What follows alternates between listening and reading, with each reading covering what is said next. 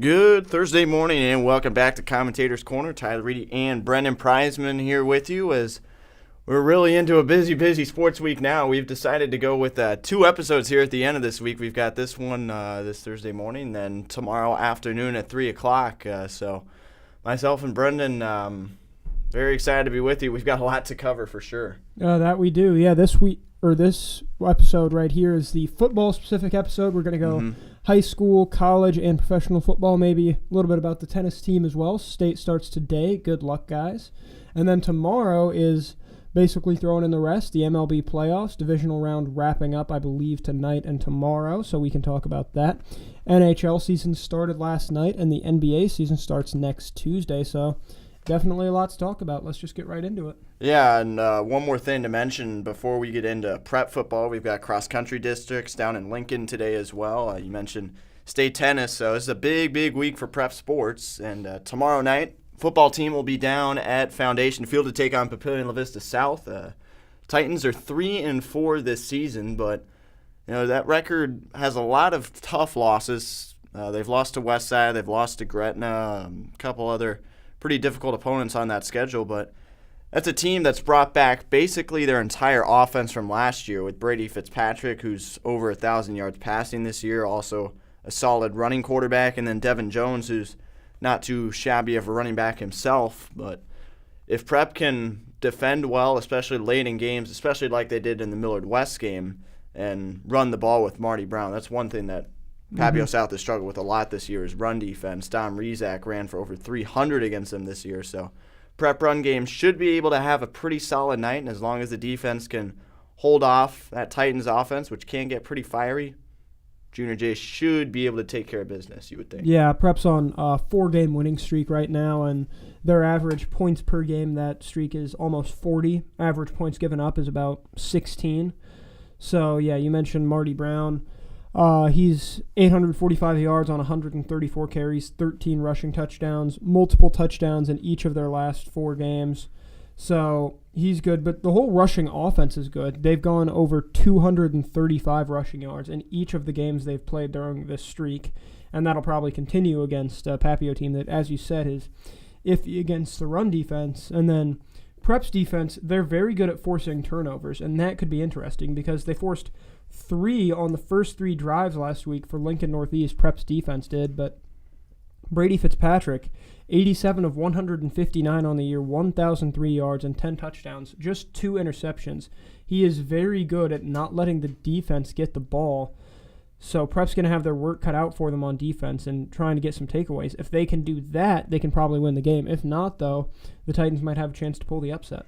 Yeah, I think there's a great chance for Prep going into a matchup with Lincoln East, who can be a very interesting team with a high ceiling with Noah Walters at quarterback. Lincoln East can be a tough team even if they're on the fringe of the top 10. Prep will play them next Friday, and I think the Junior J's offense will definitely need an opportunity to really get things warmed up against, not a bad opponent in Papio South, but a team that's good enough to play with anybody on any given week, which they've done at times this season. So if Prep can come out, have a strong offensive performance, build up plenty of momentum going into Lincoln East, I think they'll be in a really strong position to finish out the regular season well with maybe just 2 losses and go into the playoffs as a top 6, maybe even a top 4 team. Yeah, that's certainly going to be interesting, but as you said, it has to start with this Papio South game. If they're not able to get a convincing win, that might cast a bit of a shadow over not just the Lincoln East game next week, but also over the playoffs. It might get in the team's heads a little bit. If we can't really beat Papio South convincingly, how bad are we going to play against a team like a Millard South or a Bellevue West? So it starts tomorrow night. I think they're going to be able to do it, but that's the beauty of football. You never know. Yeah, absolutely. Any given week. Speaking of any given week, it was quite the week in college football last Saturday. A lot of upsets, top-ranked type games, and Alabama losing to Texas A&M was the big story. Number 1 team in the nation, falling 41-38 in a shootout to the unranked Aggies. It snapped a 100-game Alabama winning streak against unranked opponents. A&M winning it on a last-second field goal. Number 2 Georgia took over the number 1 spot after they steamrolled 18th ranked Auburn 34-10. Bulldogs defense only allowing 5.5 points per game through 6 weeks. That's pretty incredible. Top team in the land for sure. They take on Kentucky, the 11th ranked team in the nation, and they are 22.5 point favorites against the top 15 team. You'll like this one. Not. Texas losing to Oklahoma 55-48 after leading 28-7 at the end of the first quarter. Number 6 Oklahoma, Texas was number 21. They dropped down to 25, but I was at your house watching the first quarter of that game, and it was like a dream start for the Longhorns, scoring on the first play of the game, forcing turnovers, and then it all just fell apart. I wouldn't say it fell apart. I would say that Oklahoma and the coaching staff finally realized, wait a minute, not only are we like just as talented as this Texas team, our quarterback is an idiot. What if we put in a quarterback who's not an idiot? So then they put in Caleb Williams, and then he started throwing the ball and running the ball, and Texas's defense started forgetting how to tackle. I don't blame this on the offense at all. Putting up 48 points on Oklahoma is no small feat, but the defense just wasn't able to get stops when they needed, and that was the deciding game. And Oklahoma almost led to our What Is Happening segment this week. We'll get to that either later in this podcast or tomorrow, depending on what sport it's from. But their media availability has been canceled until their game because supposedly some of their student reporters from the student newspaper were watching practice from a public building with binoculars. They saw that Caleb Williams, the backup who came in during the Texas game, was getting more first-team reps than Spencer Rattler, the previous starter, got an interview from Rattler's dad, who said that he was still staying at Oklahoma, committed to Oklahoma, and then published a story about this. So now Oklahoma has announced that there will be no media availability until after their game this Saturday. So probably a quarterback controversy. In my opinion, it's not really that much of a controversy that they couldn't move the ball with Spencer Rattler and they could with Caleb Williams, but you never know. There were some other pretty good games too. Wake Forest beat Syracuse in overtime to remain unbeaten and the top seed in the ACC. That was fun. Notre Dame survived another game by the skin of their teeth. That seems to be a bit of a theme this year for the Fighting Irish. Yep, and solved nothing about the quarterback position either. We started the game with Jack Cohn, as expected. He was not good. The offense went nowhere the first couple drives. Brought in Tyler Buckner, the freshman, who's supposed to be the future of the position for the Irish, and he led a couple scoring drives, and it felt like Notre Dame might be beginning a new era at quarterback in Virginia Tech in that second quarter, but then the offense sputtered under Buckner. Cohn comes back in, and he leads the game-winning drive late to win it 32-29, so I don't even know at this point. Yeah, I don't think anybody really does, but pretty solid win for them against a tough ACC team. Michigan beats Nebraska, so the Huskers another close loss to another very solid team, and they were up pretty late in the game with a chance to win, but they just couldn't finish it off. Michigan got the game winner with 1:24 left. It looks like what happened is Huskers just got stopped at the end, and that was it for Michigan. A lot of controversy around that game, as there often is in Nebraska, but at the very least, this team's looking competitive again with those solid teams. Michigan State proved that they're going to be an interesting team to watch as the college football playoff debate heats up, beating Rutgers 31-13. That means that the Nebraska loss to them also looks a lot better.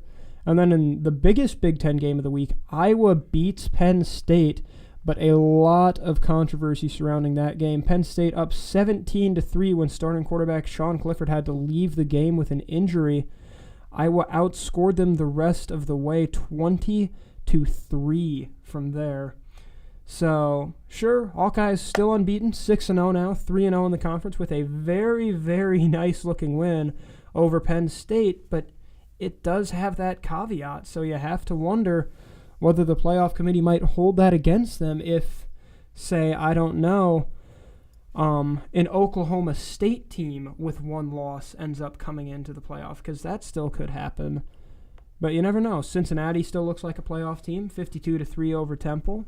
Ohio State has returned to form with a 66-17 win over Maryland. Really, college football kind of returned to the expected this week, I'd say. Yeah, and Iowa, you were saying Penn State win could have that caveat. We know for sure that defense is legit. They haven't allowed more than 20 points in their first 6 games of the season. So Iowa, just about any team they play, aside from maybe Georgia, potentially Cincinnati with that high-powered offense, they're going to hold them low enough that they can outscore them with that offense, which isn't totally impressive by any means, but can certainly be enough to beat a top-flight team. One more big-time game to cover from last week. 17th-ranked Ole Miss down to 13th-ranked Arkansas, 52-51. There were 68 combined points in the second half alone. Yay. And over 1,200 yards of total offense in that SEC matchup. 41 total just in the fourth quarter. Man. So here's what happens. It's tied at 31. Ole Miss immediately scores less than 2 minutes gone by. Then Arkansas scores in about 2 minutes, so it's tied at 38. Ole Miss scores in 2 minutes, 45-38. And then almost nobody scores. And then with 1:22 left, KJ Jefferson ties it for Arkansas. Then 15 seconds later, Matt Corral throws a 68-yard pass to Braylon Sanders, 2-play, 75-yard, 15-second drive, and Ole Miss takes back the lead. Then Arkansas, 9-play, 75-yard drive, scores a touchdown at the gun, but the 2-point conversion is no good, and Ole Miss gets the win. Matt Corral looking like maybe a Heisman candidate so far this year. Second in QBR with 89.9, 1,500 yards, 12 touchdowns, no interceptions on the year. So he's a guy to look out for. Bijan Robinson, Kenneth Walker of Michigan State. The Heisman race is looking very interesting. We'll probably dive deeper into that next week. Yeah, absolutely. The front runner, Spencer Rattler, is completely He's not the front runner. Oh, no.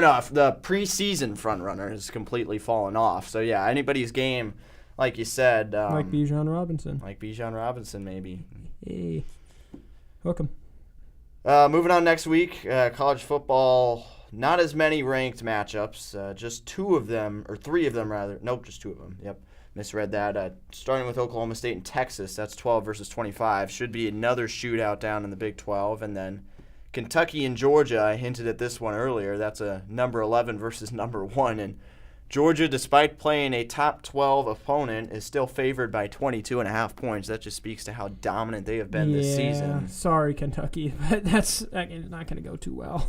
And then some other pretty solid matchups in the SEC. No other ranked games, but 17th-ranked Arkansas hosts Auburn, who has just fallen out of the top 25 after the big loss to Georgia. And then 20th-ranked Florida goes to Death Valley to take on LSU. And then 13th-ranked Ole Miss, after their victory over the Razorbacks, takes on Tennessee in Knoxville. So somewhat quieter week in college football, but definitely still be on upset alert. I think Byu Baylor could be kind of an interesting game. That's 19 versus unranked. BYU's 19th.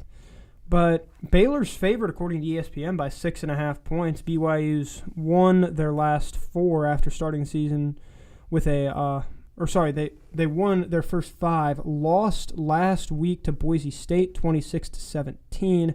But they've got wins over Arizona State and Utah already on their schedule this year.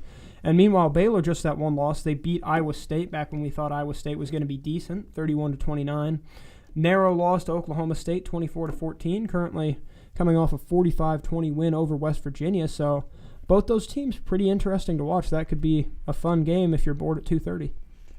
All right, moving on to the NFL. Our game predictions have taken a massive swing as I have a 1-game lead over Brendan for the first time this season. We were even through the first 4 weeks of the season, but after week 5, I went 11-5. You went 10-6. So we'll see if you can pull a game back. Starting with tonight's game, Thursday Night Football, Tampa Bay Buccaneers heading to Philadelphia to take on the Eagles. And I don't think you can pick against Tampa Bay. They're coming off a dominant win over Miami. Eagles got a pretty solid comeback win in Carolina last week, but that offense, you know what you're going to get from them. That's about 17 to 27 points per game. That's just not enough to beat Tampa Bay. I've got $31-23. Yeah, I mean, you said it. You can't really pick against the Buccaneers. I mean, I can. I'm not going to. But you won't, yep. I'm going to go 27-14 Tampa Bay. I like their defense, and I think that against the Eagles, Jalen Hurts is solid, but he's still a young quarterback, a little mistake-prone, and I think that Tampa Bay is going to do a good job at forcing him into those types of mistakes. We got another London game this week. Why can't we give the British good football? No kidding. Last week they got the Jets and the Falcons. This week they get two more proverbially tanking teams, the Miami Dolphins and the Jacksonville Jaguars. Jacksonville's offense with Trevor Lawrence, I think, is slowly starting to get there. They got beat pretty badly by Tennessee last week, but I think Lawrence is looking a little bit better every week, and Miami coming off an absolute bludgeoning at the hands of Tampa Bay a week ago, and now they've got to go to London, so I don't think that's a very favorable turnaround for them. I got Jacksonville and Trevor Lawrence getting his first NFL victory, 27-20.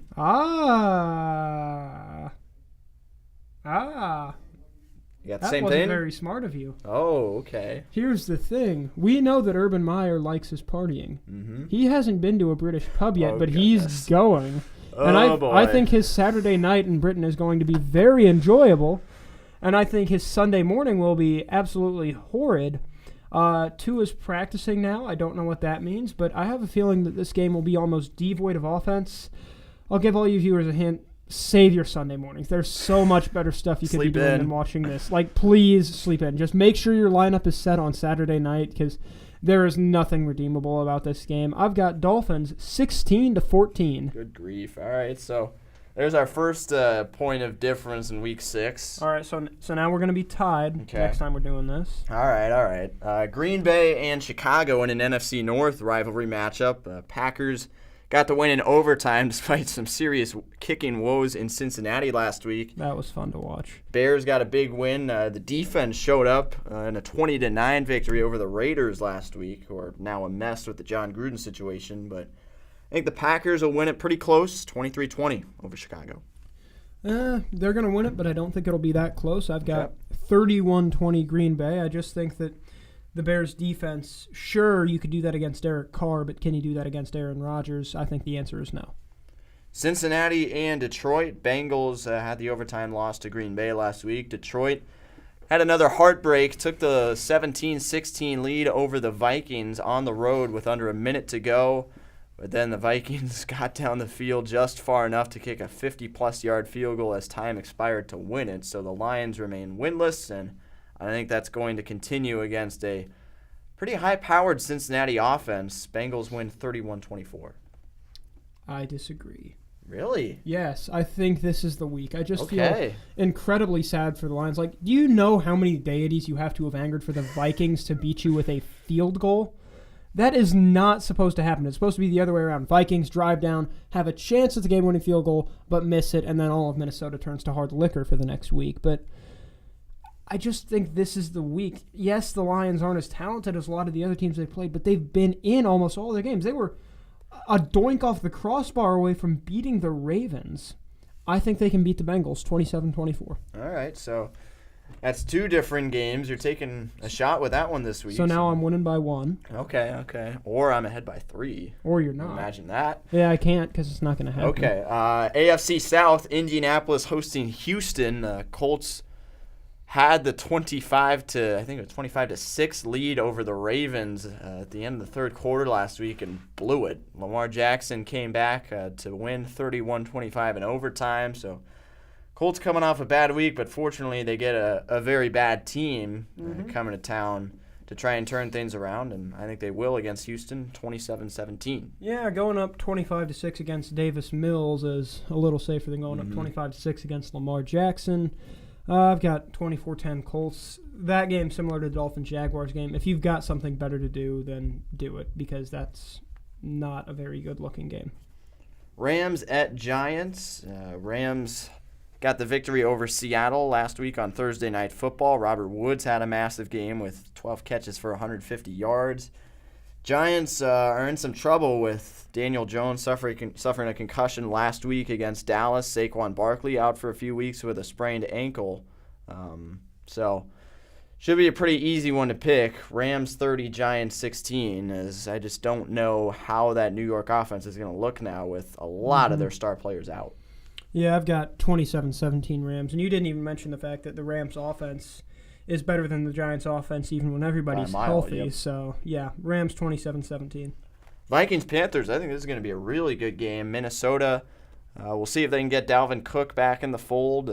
Coming off the late victory over Detroit last week. Carolina trying to get Christian McCaffrey back on the field. He's 50-50 with his chances to play, trying to come away from that hamstring injury he suffered a few weeks ago in Houston. But I think the Panthers will bounce back. Sam Darnold had an awful game last week, but I think he'll be better, especially if he can get McCaffrey back. I'm going to throw it out right now, though. I think the game hinges on McCaffrey's availability. If he plays, Carolina wins. If he doesn't, I don't think they do. So with a hamstring injury and 50-50, I think he probably won't because that's a pretty tough injury to come back from. So I've got Minnesota 27-24.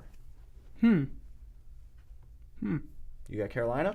I do. All right. I do. I think that the Vikings probably gave something up to win on a field goal, and I think that there are going to be immediate consequences for that. I think it starts against Carolina. I think that Sam Darnold returns to the form he showed throughout the first couple of weeks because the Vikings defense really is not great. I've got 31-27 Panthers. This isn't a primetime game, but it should be. In my opinion, it's the game of the week. The Chargers and the Ravens. L.A. got a crazy win. Justin Herbert going for 5 total touchdowns last week and a 49-42 victory over Cleveland. Baltimore obviously had the crazy come-from-behind overtime win over Indianapolis. But Justin Herbert, man, he's an MVP candidate. Lamar Jackson's up there too, but that Chargers offense just looks like a completely different animal this season. The defense can do enough to win games as well. And, can they? Yeah. The Chargers? Yeah. What? They forced turnovers in the Kansas City game. They've got Joey Bosa. They've got Derwin James. They have stars on the defensive side of the ball. Kenneth Murray as well. They gave up 42 to the Browns just last week. Well, that's going to happen. You'll get in some shootouts. But are we still saying the Cleveland defense is bad? Like, they're still a top flight unit. They gave up 47 to the Chargers. Everybody has some bad weeks. Oh, goodness. Chargers 31-26. Ravens 45-42. 45-42. 45-42. Oh my gosh. This is going to be the game of the week. Whoa.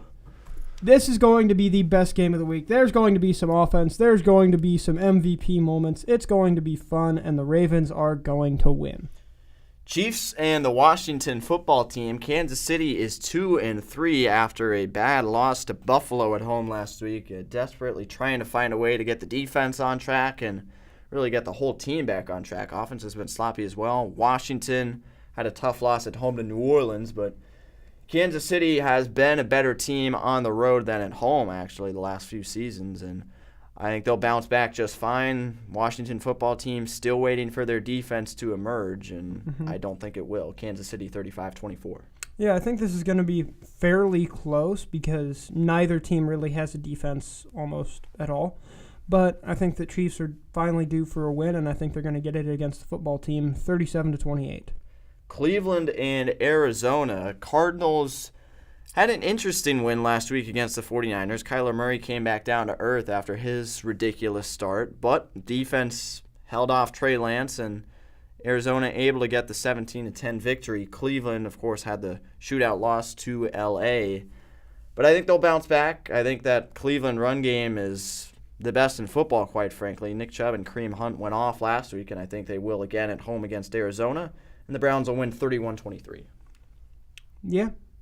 Wait, no. No. No. No. No. Wait, I'm sorry. I've got the Cardinals remaining unbeaten. Okay. I think that Browns defense is closer to a dumpster fire than a legitimate NFL unit. Cardinals 31-24. So this week could be an absolute mess now. We are differing in 5 different games. And we're not done. We've got 4 more to go. Yeah, no kidding.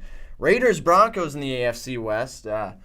Vegas, with their game last week, the 20-9 loss to Chicago, and then the John Gruden situation. I don't know how they're going to come out and play in Denver on Sunday, but I think it's going to be enough to get the job done. I still think that offense can do enough to win games. I think it's better than that of Denver, but Raiders are going to fall off a little bit here after their hot start. I think the Chargers are the very clear front runner in the AFC West at this point, but Raiders will win 2019 this week. Yeah, I've got Raiders 23-14. Derek Carr is slightly better than Teddy Bridgewater, and I think that might be enough. Raiders have a real bad vibe about them. They didn't have a great vibe even before all the John Gruden stuff. They definitely don't now. 23-14. Cowboys at Patriots. I think Dallas, with that offense, the reemergence of the offensive line and their run game with Zeke Elliott. I think the Cowboys have proven themselves as on the top tier in the NFC with teams like Tampa Bay and the Rams, and I think they'll continue to roll, have a pretty solid defensive game against Mac Jones and the Patriots, and they'll win 24-13. Yep, Cowboys over Patriots because, the Cowboys are Super Bowl contenders. The Patriots are not. 28-7. Seahawks at Steelers. We have no idea how the Seattle offense is going to look with Geno Smith at quarterback, as Russell Wilson is going to miss some time after that finger injury. I do still think Seattle will be able to move the ball pretty well. They've got a lot of weaponry in terms of Tyler Lockett, DK Metcalf. Geno Smith led a couple okay drives last week. Seattle still has plenty of talent on offense, but Pittsburgh's going to win. Oh, thank goodness. I was worried 24-21. I was worried there for a second. Ben Roethlisberger showed last week against Denver that he's not totally done yet. He still has some pretty solid juice left in that arm, and I think he'll be able to do enough with the help of Najee Harris to beat Seattle 24-21. Yep, 20-17 Pittsburgh. That's, again, not going to be a great game to watch, especially with Wilson out, but it's going to be close. That's for sure. And finally, the Monday night game, Buffalo at Tennessee. Tennessee coming off the win over Jacksonville. Derrick Henry continues to be, quite frankly, the best running back in the National Football League this year, as he went for 3 touchdowns, 100-plus yards. Is. And then Buffalo got the big victory over Kansas City. Josh Allen is an MVP candidate along with Kyler Murray, Justin Herbert, those guys. And I think it'll continue. Buffalo offense is hot, and they're going to keep rolling 38-24. I just don't think Tennessee has the offensive firepower outside of Henry to keep up. Yeah, Buffalo is just slightly more explosive than Tennessee, and that's going to be enough. Bills 30-21. So that's it for the NFL. We are different in 5 different games, so keep an eye out for Sunday afternoon, and could be very interesting to see how things play out. I have a 1-game lead on Brendan, but that thing could be changing by quite a bit. It's going to change by at least 1 since we're different in an odd number of games. So. Yeah, you could have a 4-game deficit by this time next week. You probably won't, but I actually wouldn't be surprised if we're tied again. Yeah. I really wouldn't. That just seems how this season's working out. Yep, you'd have to win 3. I'd have to win 2. So we'll see how things play out.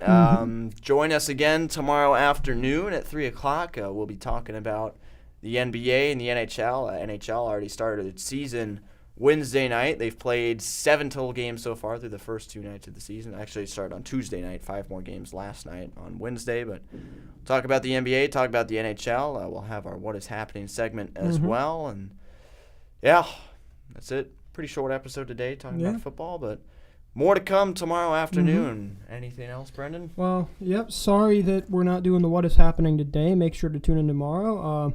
Big news out of prep. Senior Parker Mooney committed to Augustana University for baseball. So congratulations to you, Parker. Good luck at Augustana next year. And as always, thank you all for tuning in, and we will hopefully see you all again tomorrow. Yep, tomorrow afternoon, 3 o'clock, talking about the winter sports. So that'll do it for this episode number 8 of Commentators Corner. Number 9 will be tomorrow, and we hope to see you there. Have a great rest of your Thursday, everybody.